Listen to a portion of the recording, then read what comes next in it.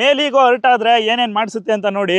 ಇವ್ರು ಈ ಗಾಡಿನ ತಗೊಂಡಿರೋದ್ರಿಂದ ಒಂದು ಸ್ಟೋರಿ ಇದೆ. ನೀನ್ ಯಾಕೆ ಧನು ಪಲ್ಸರ್ 220ನ ತಗೊಂಡೆ? ಅಂದ್ರೆ ನಾನು ಗಾಡಿ ತಗೊಳಕ್ಕೆ ಕಾರಣನ ನಮ್ಗೆ ಗೊತ್ತಿರೋರು ಒಬ್ರು ಅವರು 220 ಪಲ್ಸರ್ ತಗೊಂಡಿದ್ದಾರೆ.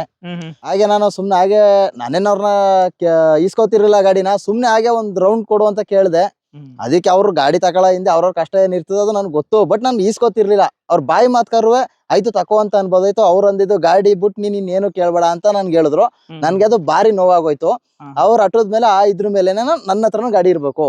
ಈಗ ನನ್ಗೂ ಗೊತ್ತು ಗಾಡಿ ತಗೊಳಕ್ ಕಷ್ಟ ಏನು ಎತ್ತ ಅಂತ. ಈಗ ನಾವ್ ಇತ್ತಿಗೆ ಡೌನ್ ಪೇಮೆಂಟ್ ಅರೇಂಜ್ ಮಾಡ್ಕೊಂಡು ಗಾಡಿ ತಗೊಳದ್ ಎಷ್ಟು ಕಷ್ಟ ಅಂತ ನಮ್ಗೂ ಗೊತ್ತು. ಬಟ್ ಬಾಯಿ ಮಾತ್ಕರವ್ರು ತಗೋ ಅಂತ ಹೇಳ್ಬೋದಾಯ್ತು. ಇದ್ರಿಂದ ನಾನ್ ಗಾಡಿ ತಗೊಂಡಿದ್ದೀನಿ. ಪ್ಲಾಂಟಿನ ಇಲ್ಲಾಂದ್ರೆ ಪಲ್ಸರ್ 150 ತಗೋಬೇಕು ಅಂತ ಇದ್ದಿದ್ದು. ಪ್ಲಾಟಿನ ತಗೋಬೇಕು ಮೊದಲು ಅನ್ಕೊಂಡು ಪ್ಲಾಂಟಿನ ತಗೋಬೇಕು ಅಂತ ಇದ್ದಿದ್ದು. ಈಗ ಅವ್ರ ಹಂಗೆ ಹೇಳಿದಕ್ಕೆ 220ನ ತಗೋಬೇಕು ಅಂತ ಅವ್ರ ತಗೊಂಡಿದ್ದೆ. ಹಂಗ ಹೇಳಿದ್ಮೇಲೆ ಆಟ ಬತ್ತು ಅದು. ಓಕೆ, ಮುಂದೆ ತಗೊಳಕಾಗಲ್ಲ. ಈಗ ಇದ್ದಾಗ ತಗೊಂಡ್ಬಿಡ್ಬೇಕು ಅಂದ್ಬಿಟ್ಟು 220ನೇ ತಗೊಂಡೆ. ನೈಸ್, ಚೆನ್ನಾಗಿದೆ ಗಾಡಿ, ಒಳ್ಳೆ ಸೆಲೆಕ್ಷನ್. ಥ್ಯಾಂಕ್ ಯು ಅಣ್ಣ.